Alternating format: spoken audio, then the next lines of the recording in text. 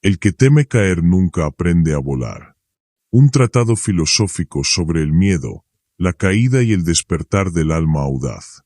Introducción. El umbral invisible entre el temor y la grandeza. En la vasta arquitectura del espíritu humano, hay un principio que separa al que observa desde el suelo del que osa alzarse en los cielos, la actitud ante el miedo. Quien teme caer ha edificado su vida alrededor de la prevención, de la evasión, de la parálisis del alma.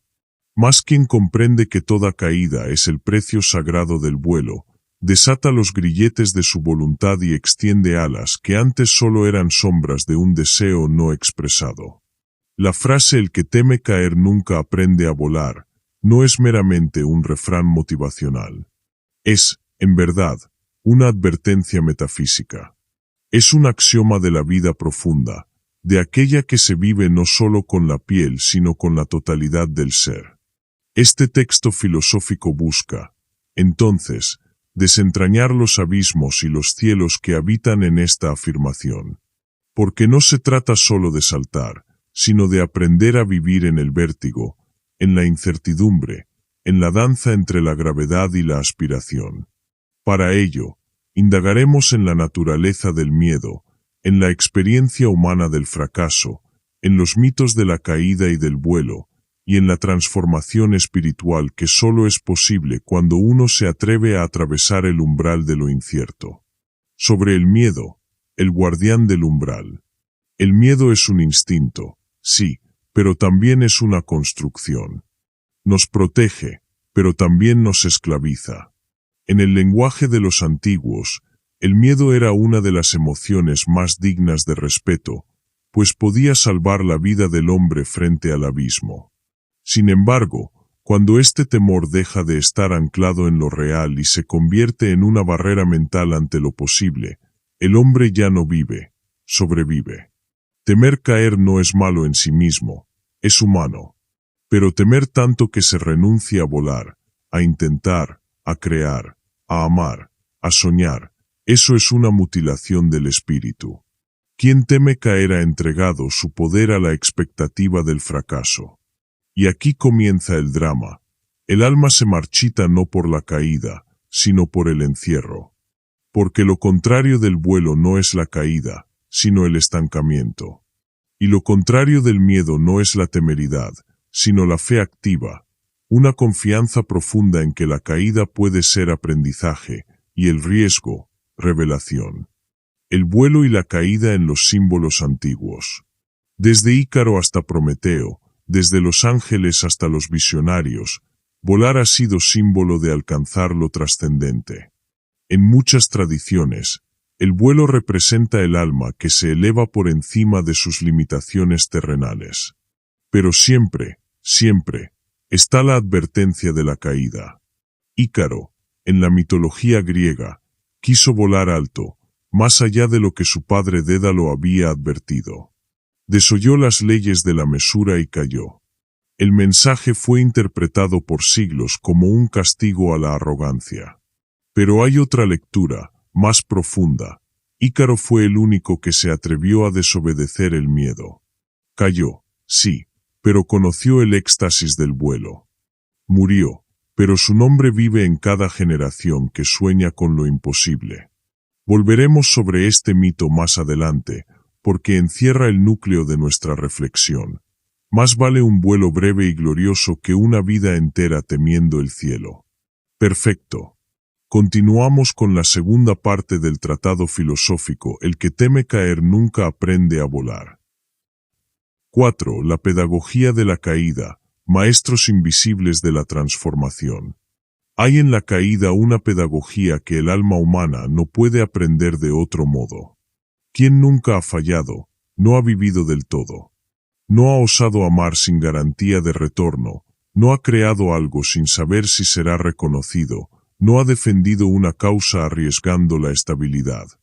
Ha vivido entre líneas, midiendo sus pasos, evitando los bordes del abismo. Pero el abismo es precisamente donde ocurre la alquimia de la voluntad. Cuando uno cae, se desmoronan las máscaras, los falsos orgullos, las certezas prefabricadas. El yo se encuentra desnudo ante sí mismo. No hay excusas, no hay aplausos, no hay espectadores. Solo está el ser, con su herida abierta y su silencio. Y ahí, en ese silencio, surge el verdadero vuelo. No el que viene desde fuera, impulsado por el deseo de parecer fuerte, sino el que nace de dentro, una fuerza silenciosa que reconstruye los huesos del alma, que hace del polvo una nueva arcilla. Este proceso de caer y levantarse no es lineal. A veces uno cae varias veces antes de comprender el verdadero sentido del vuelo. Los estoicos lo sabían bien. Séneca decía, ningún árbol se hace fuerte con vientos suaves. Es en la tormenta donde se revela el temple. Del mismo modo, ningún espíritu se fortalece en la comodidad. La caída es el ejercicio radical de la libertad. Uno puede elegir ver en ella un fin o un principio. El miedo como asesino del potencial. El miedo a caer, cuando se convierte en hábito, tiene un poder devastador. Mata antes de que se intente.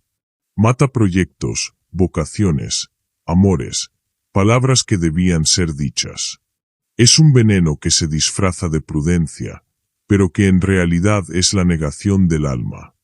Es un asesino elegante, que se sienta a la mesa de nuestras decisiones y nos persuade con lógica disfrazada de sabiduría.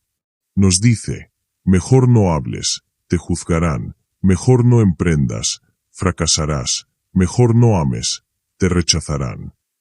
Y así, lentamente, nos volvemos expertos en no vivir. El ser humano nace con alas invisibles. Son alas del alma, hechas de propósito, deseo, aspiración y coraje. Pero esas alas no se activan en el nido. Se revelan en el salto. Y solo quien ha saltado, aún con miedo, descubre que el vacío también puede sostener. La ilusión de la seguridad y la trampa de lo conocido. Temer caer es muchas veces un síntoma de estar demasiado apegado a lo conocido. Se prefiere la seguridad del suelo a la incertidumbre del cielo. Se idealiza la zona de confort como si fuera la patria de la paz, pero en realidad es el exilio del crecimiento. El filósofo alemán Friedrich Nietzsche lo expresaba con crudeza. No hay peor esclavitud que la de aquel que se encadena a su propia comodidad. La seguridad absoluta es una ilusión. Todo en la vida es inestable, los vínculos, los trabajos, las instituciones, incluso el cuerpo. Apostar a la seguridad como modo de vida es construir castillos de arena ante la marea. La única seguridad real es la de quien ha aprendido a volar incluso con las alas rotas. El que ha entendido que puede caer y aún así levantarse, se ha convertido en invencible. No porque no sufra, sino porque ya no teme el sufrimiento. Porque ha descubierto que cada cicatriz es una medalla del alma. Volar no es un privilegio, es una responsabilidad. Aprender a volar, en sentido espiritual, existencial y filosófico, no es un acto egocéntrico, como algunos piensan.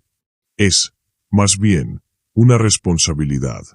Porque aquel que vuela también inspira. Porque el que vence el miedo, abre senderos invisibles para otros. Su vida se convierte en testimonio. El sabio no es quien ha evitado todas las caídas, sino aquel que ha volado aún sabiendo que podía caer.